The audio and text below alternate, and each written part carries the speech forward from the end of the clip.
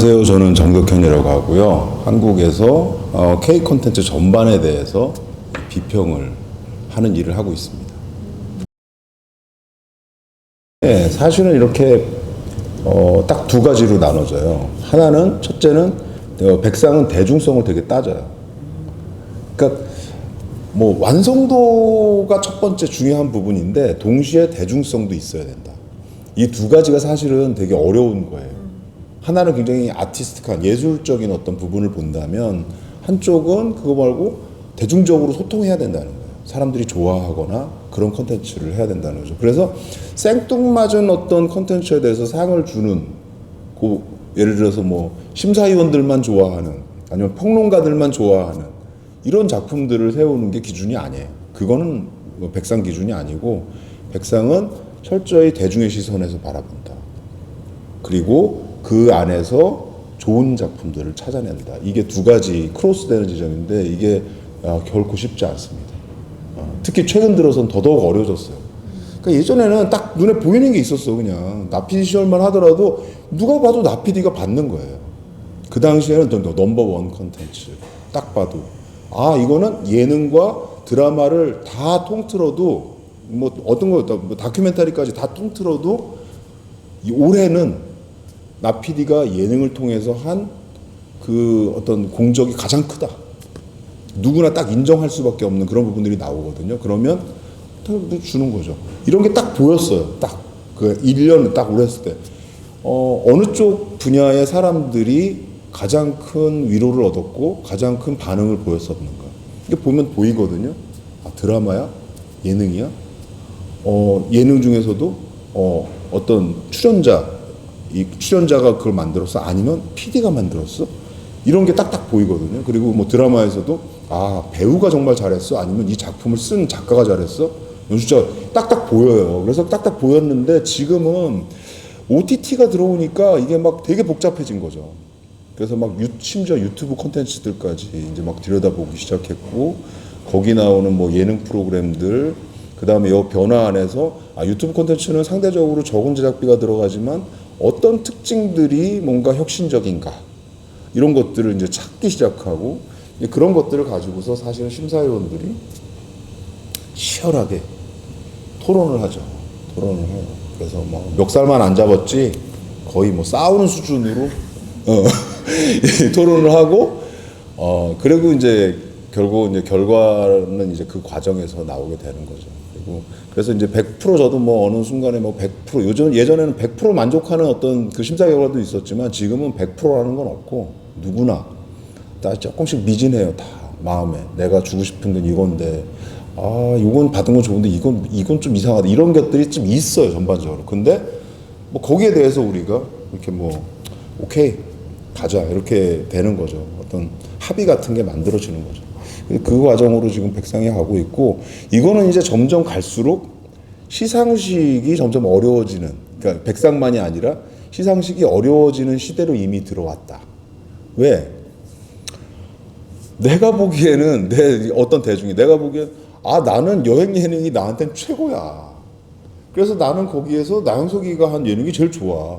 근데 나는 그렇지 않아. 내 취향은 그거랑 완전히 달라. 이런 게 이제 다 갈라진 거예요. 그러니까 다 예전에 이 결집해서 보는 시각이 있었을 때만 하더라도 뭘 하나 딱 집으면 그래 이게 고개가 끄덕여졌는데 지금은 딱 집으면 나머지 반대쪽에서 왜? 이렇게 물어보는 거죠. 그래서 모든 시상식이 사실은 그게 어려워진 거고 그래서 어떻게 하냐면 백상은 이런 기준으로 합니다라는 거를 가이드라인 같은 거를 보여주고 어떻게 하면 좀 투명하게 그 과정을 보여줄까를 노력을 해요. 어떤 과정을 거쳐서 이 장이 뽑혔다.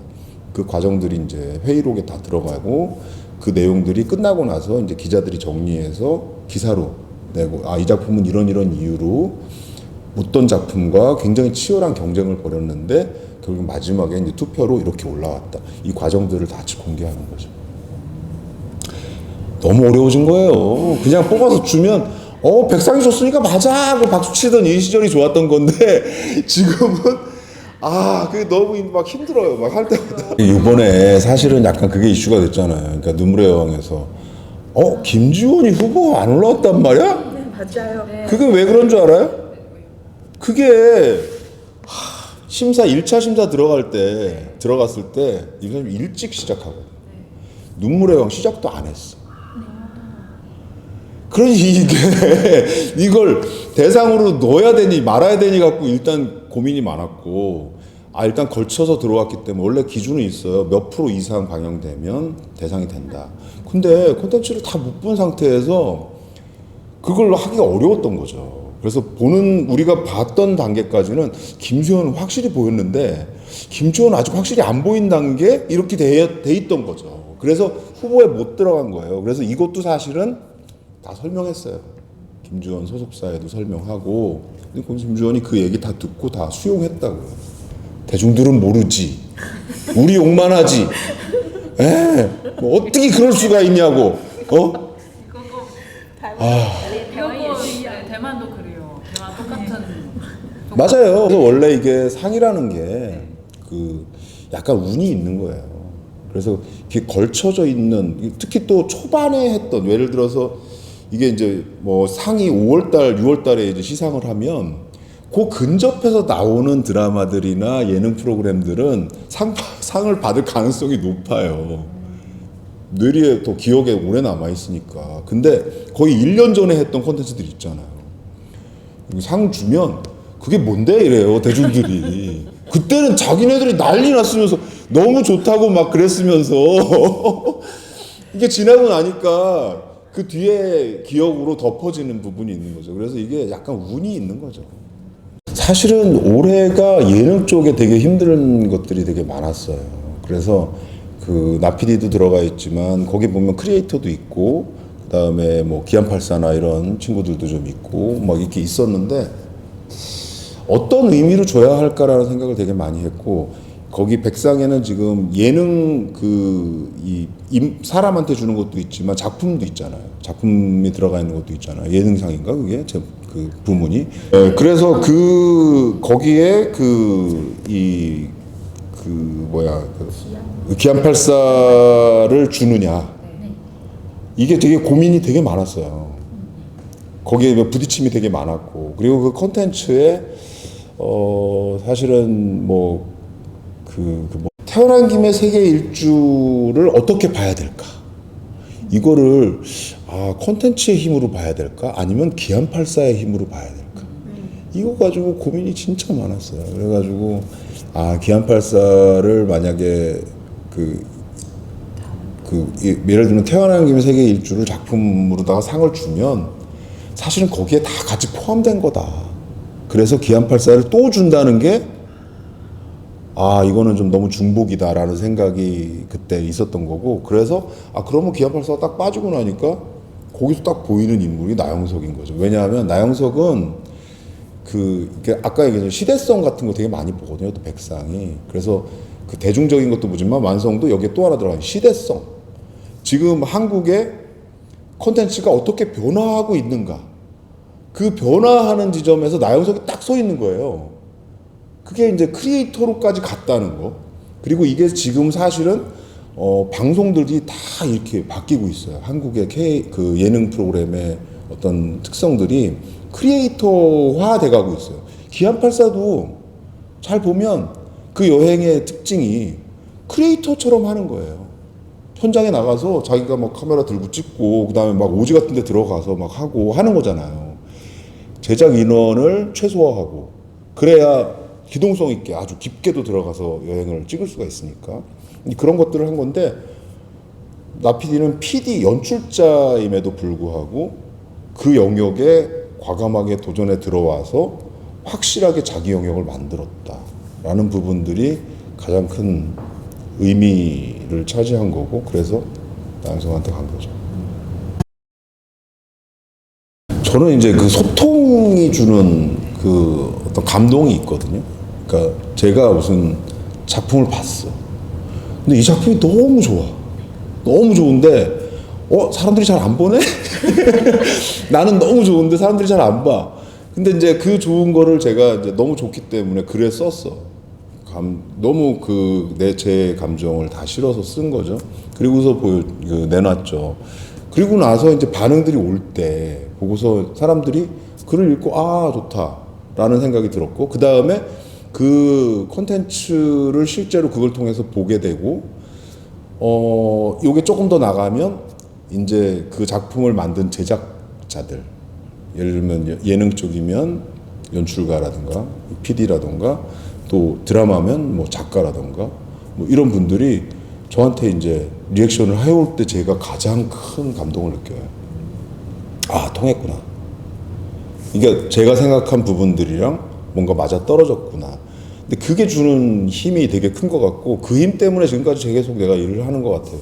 내가 어려서 무슨 뭐 갈증이 있었는지 모르겠는데 누군가하고 계속 뭐가 이게 터치를 하고 싶은 욕망이 엄청 컸던 거죠. 이 마음에 갖고 있는 내 생각과 이런 것들. 아, 난 이렇게 느끼는데 너 어떻게 생각하니? 막 이런 게 너무 막 있었던 거예요. 이 갈증이. 근데 그런 거를 일 안에서 내가 발견하니까 그게 되게 좋았던 거고.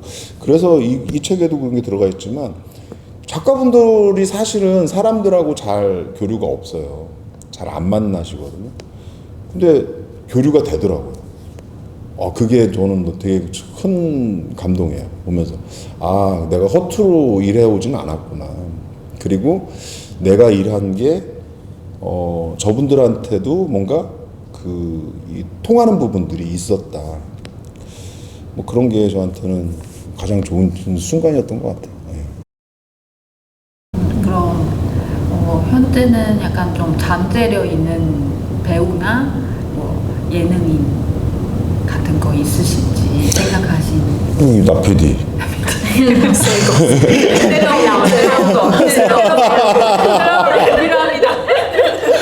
지금 이제 사실은 이 기존의 어떤 그 방송인들의 이제 시대가 조금씩 가고 있어요. 그래서 연예인들이 막 스타가 돼서 예능 쪽에 특히 그런 쪽보다는 이제 크리에이터들의 시대로 넘어왔어요.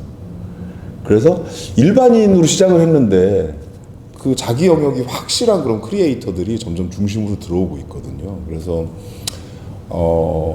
기안84는 그 과도기에 있는 친구들, 요 변화하는 과도기에 있는 거. 그러니까 기존 방송도 할 줄 알고 굉장히 크리에이터적인 역할도 할 줄 아는 그 중간에 있는 친구고, 이제 향후에 이제 뒤로 가면 최근에 나오는 뭐 곽튜브라든지 막 이런 친구들이 있죠.